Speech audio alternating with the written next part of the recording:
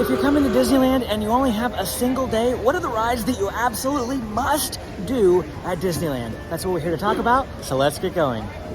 If you saw my video about Disneyland rides you should skip, stick around to the end for a special surprise. Let's go ahead and start off our list with a classic Disneyland attraction, Pirates of the Caribbean. First opened in March of 1967 and ever since has been a crowd favorite. As the ride begins, you start in a bayou and float by one of the most unique dining experiences here at Disneyland, Blue Bayou. After that, you will enjoy not one, but two drops, followed by a gentle boat ride through iconic pirate scenes. In 2006, they added an animatronic for Captain Jack Sparrow throughout the attraction to tie it in with the Pirates of the Caribbean movie franchise, and this absolutely is a ride that you must ride at your visit to Disneyland. Next up is one of my top favorite rides out of any Disney park. I absolutely adore Jungle Cruise. I think it is one of the best ride experiences that you will ever have in any theme park anywhere. The humor is amazing, whether you have ridden it one time or 100 times. If at any point during our trip you drop anything in the water, let me know. Raise your hand. I'm gonna raise my hand too, and just like Chris, we're gonna wave goodbye to whatever you drop because you're not gonna see it again. Every time is just as good, even if the jokes are the same. And they tend to tweak them and change them from ride to ride. Every skipper shares something a little bit different. I feel like they add new things to the attraction to make more jokes possible.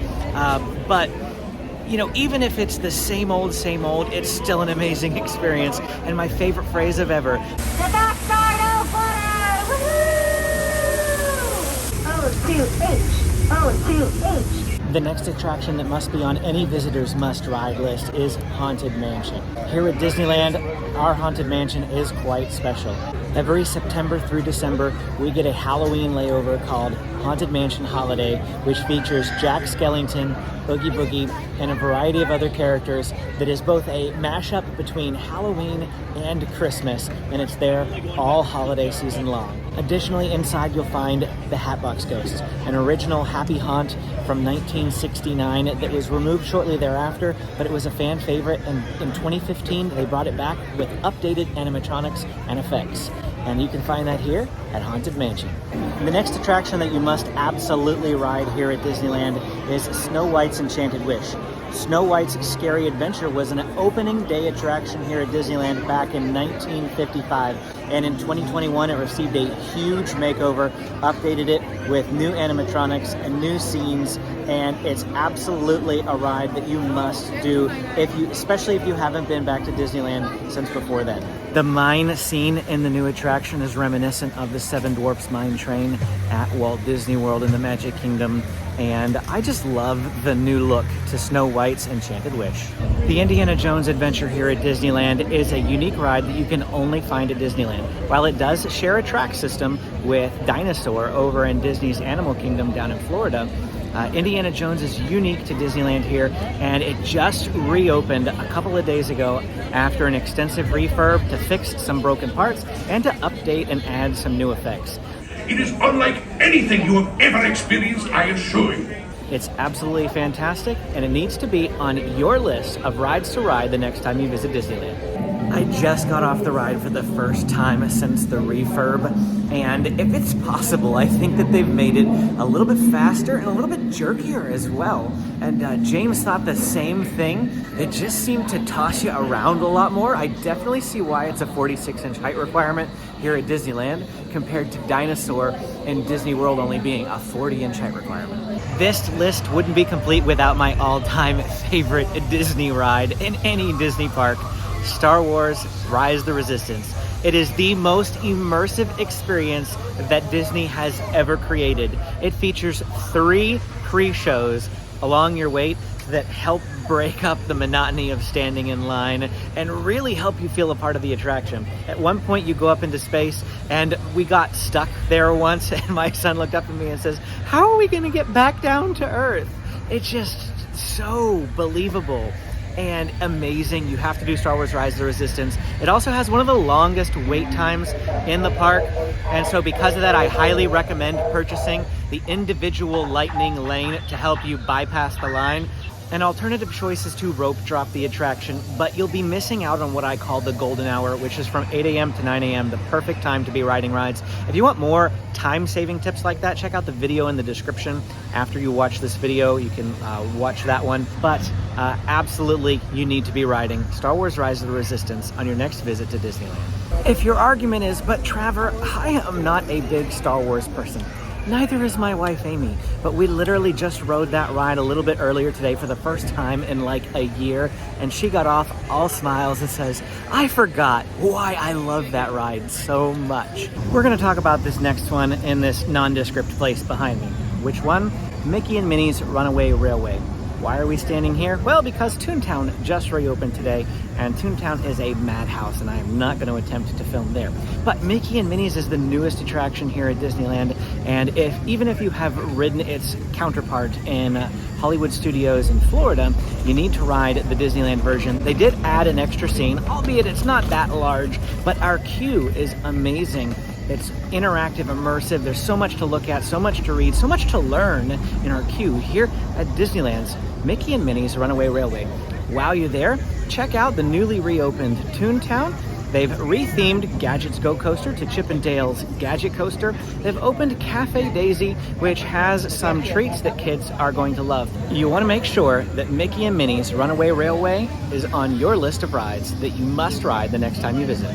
The next ride that you absolutely must ride here at Disneyland is actually a series of rides. We're going to lump these all together. They're all 4 individual rides, but I won't lump them together. We're standing outside Space Mountain because I want to highly recommend the 4 mountains of Disneyland. Space Mountain, Splash Mountain, while it's still open, and then after it changes into Tiana's Bayou, you can continue riding it then. Matterhorn bobsleds, and Big Thunder Mountain Railroad. All 4 of these rides are absolute Disneyland musts. Space Mountain, Big Thunder Mountain, Splash Mountain, and Matterhorn Mountain, the 4 mountains of Disney. Another ride you absolutely must ride on your visit to Disneyland is It's a Small World. I know, a lot of you don't really like the ride. In fact, in a recent video that I put together of Disneyland incidents, a quadriplegic man at one point had been stuck on this attraction all by himself because they evacuated everybody else from the ride, but could not get him off. And he was stuck on the ride by himself for 30 minutes. He sued Disney and was awarded $8,000 for the torturous experience. But this is my youngest son's favorite ride at Disneyland, and he adores It's a Small World. It's a great attraction for falling asleep on, if nothing else. It's a Small World first debuted at the New York World's Fair in 1964, which is what this plaque right here tells you all about. And it is a staple for your next visit to Disneyland. Now we've hopped on over to Disney California Adventure for a limited time every March and April during Disney's Food and Wine Festival. They bring back Soarin' over California, which is the best version of this ride in my opinion. I wish they would bring it back permanently.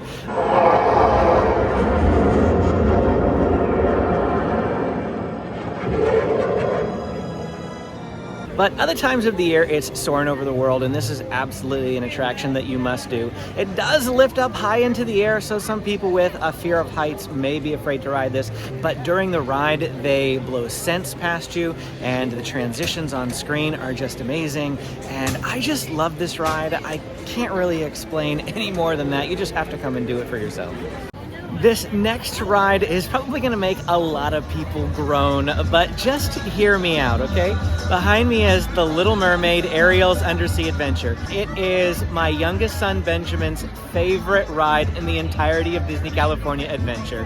He loves this. He is 5.5 and just adores Ariel's Undersea Adventure. It's vibrant, has catchy music, and it's just a slow, nice, peaceful ride with a line that constantly keeps moving, so you never feel like you're standing there too long. You absolutely must ride it at your next visit to Disney California Adventure. Our next ride that you absolutely must ride here at Disney California Adventure is the Incredicoaster. I mean, look at that launch. Isn't that amazing? It is the 16th longest roller coaster in the United States. at 2 minutes and 36 seconds. It of course used to be California Screamin', but it was rethemed to the Incredicoaster when Paradise Pier was changed to Pixar Pier. It features a 55-mile-an-hour launch and is the only ride in the Disneyland Resort to feature an inversion. Yes, you do go upside down. Of course, no list of rides you must ride at Disneyland would be complete without Radiator Springs Racers. It shares a similar track system to Test Track in Epcot and is the most popular and busiest ride here at Disney California Adventure.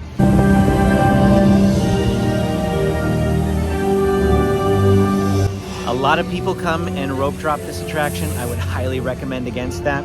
The best way to ride this is actually single rider if everybody in your party can and you don't mind splitting up your group. Otherwise, I highly recommend purchasing a lightning lane for this attraction because the wait times can often rival Rise of the Resistance. But really, if you're here in Cars Land, there's so much more to see and do than just Radiator Springs Racers. Check out the Cozy Cone Motel or Flo's V8 Cafe. Hop into Ramon's Body Art. Enjoy the actual set from the movie built to real life scale right here in Disney California Adventure. We started this video off with a ride that is at the heart of Disneyland, and we're gonna end on one too, the Disneyland Railroad behind me. Now you say, Trevor, didn't you say to skip this one? I did because my family and I don't really ride it all that often, but so many of you showed up in the comments of my video to say that you were appalled that I suggest you skip the Disneyland Railroad. So much so that I put it at the end of this one, a ride that you must ride because it is a huge fan favorite and one of the original rides that debuted on July 17th, 1955. Thanks for watching this video. Hit the like and subscribe if you'd like to see more like it. And if you want to watch that video of the rides that I say you can skip, you can click it right here and keep watching.